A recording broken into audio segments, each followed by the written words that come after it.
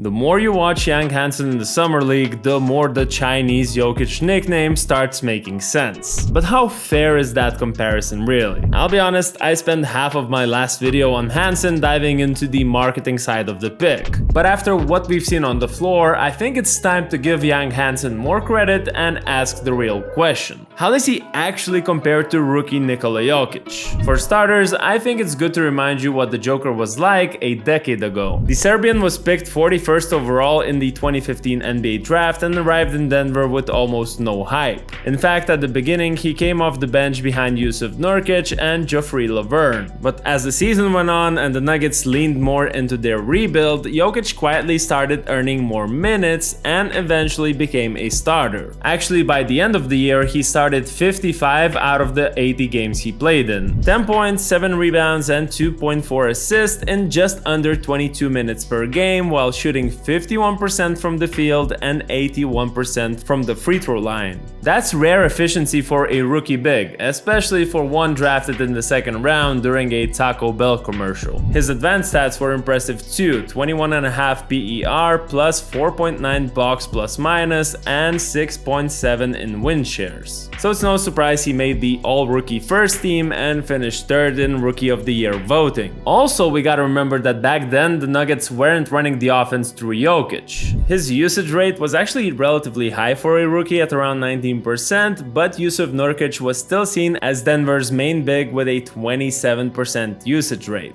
That changed pretty quickly as the Nuggets started realizing how valuable Jokic was as an offensive hub. Which brings me to Hansen, because when you watch him play, you start getting a bit of a deja vu. Again, Yang Hansen really blew by my expectations in the first few games of the Las Vegas Summer League. I thought his game wouldn't translate so well and so quickly, but it did. No, he's not putting up 30 points a game or some triple doubles in the stat sheets, but right now it's not about that. It's about the eye test. What he's doing is exactly what got Jokic noticed back in the day, making reads and picking teams apart with his vision. And he's doing that in the same court areas Jokic thrives in, the center of the court, between the elbows, and out on the three-point line. Literally the very first time he touched the ball in the Summer League, he hit a beautiful bounce pass from the top of the key. We've seen this kind of play a lot in the Chinese league, but as I mentioned in the previous video, you'll see it even more in the NBA. It comes down to better spacing, and of course his teammates are on a different level. Then a few minutes later we have a situation where he's pressed at the three-point line. The defender is applying such heavy on-ball pressure that you would think he's guarding a 40% three-point shooter, which he's not. Yang shot just under 30% from deep last season on 1 attempt per game in the CBA. Yet still, despite the tight window, Hansen manages to sling this precise one-handed pass through traffic. Now you might be thinking, if Hansen's shot isn't that reliable yet, why wasn't Isaiah Mobley sagging off him? That's the thing, teams are guarding Hansen like a facilitator, not as a shooting threat. The less space there is, the harder it is to read help rotations and spot a cutter. That's why that pass is much more impressive than it might seem at first. Plus, the fact that he did it one-handed actually highlights his basketball IQ. He knew that if he did it with two hands, it would have been too slow or it wouldn't fit through there. And those strong, precise bullet passes with one hand immediately remind me of Jokic. Figures in 11 and 12. Volleyball out. Barton for three.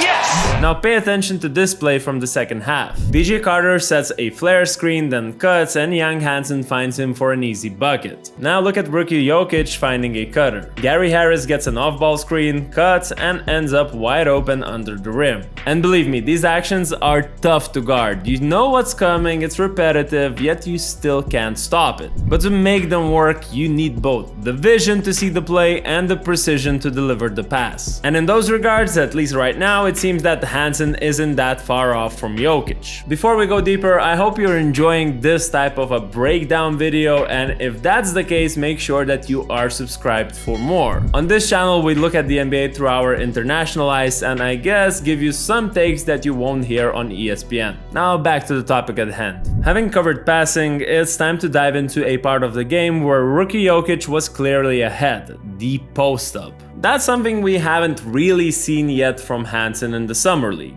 And I I believe if he wants to become a top-tier creator, he has to be able to operate both from the high post, from the low post, and not just as a passer, but as a scoring threat. Jokic really excelled at this right away as a rookie, and he was already a matchup nightmare for most centers because of his soft hook shot and excellent footwork. Now, I've seen Hansen show flashes of those skills in the CBA, and actually he's done it at a decent level there. But against stronger competition like what he's already facing in the Summer League, and then especially later in the NBA, it's gonna be a big test. I also mentioned shooting before. Yang Hansen actually banked in 1-3 in the Summer League opener, but it's clear that it's going to take time before you'll be able to trust him from there. And guess what? It took time for Jokic too. In his rookie year, Jokic was attempting about 1-3 a game and converting at 33%, which is just slightly better than Hansen's stats in the CBA. So I would say they're at a very similar level early in their careers. And since Hansen's jumper is so nice and smooth, I think there's real potential for him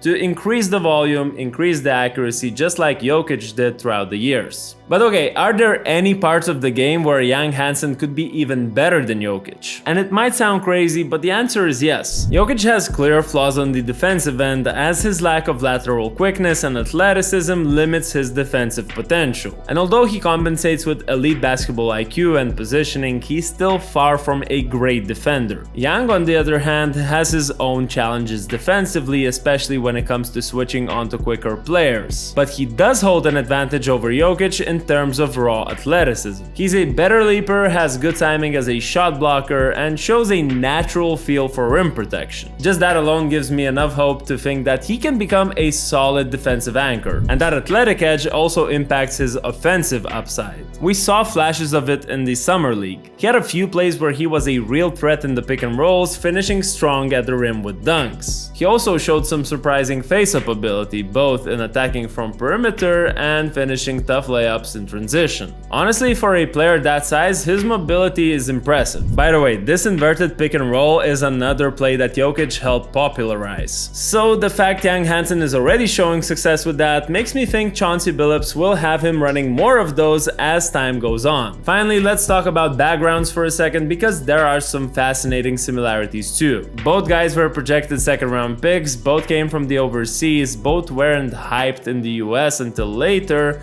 and finally both have unconventional games. Jokic wasn't even in shape when he entered the league. Meanwhile, Hansen is more built, more athletic, but he also comes in with more pressure. He's not going to be allowed to fail quietly like Jokic was. The Chinese Jokic label is going to follow him all year, and fair or not, people will be watching every pass and every turnover. Okay, so is the hype fair? Well, I think that the comparison itself is useful, not because they're the same player, but because Jokic changed what's possible. He made it okay for bigs to be the best passer on the floor. He made it cool to slow the game down and win with IQ. And now every time a young big with passing talent shows up, boom, it's another Jokic comp. On one hand, that's a compliment. On the other, it's high expectations. Watch how Portland uses him in their offense. So what should we expect from Yang Hansen's rookie year? I would say we should be patient. I wouldn't expect him to deliver early, instead I would look out for flashes. Look for those short roll assists, those sneaky behind the back passes from the top of the key. That's the stuff that'll tell you that he's progressing. And if he improves his post game, adds a reliable push shot or a floater, and a stable three, well, that's the moment he levels up. But let me know what you think. Can he live up to the Nikola Jokic comparison? Or are these comparisons way too much, way too soon? Drop those thoughts in the comments below. If you enjoyed this video, hit the like button, and as always, subscribe for more NBA takes through an overseas lens.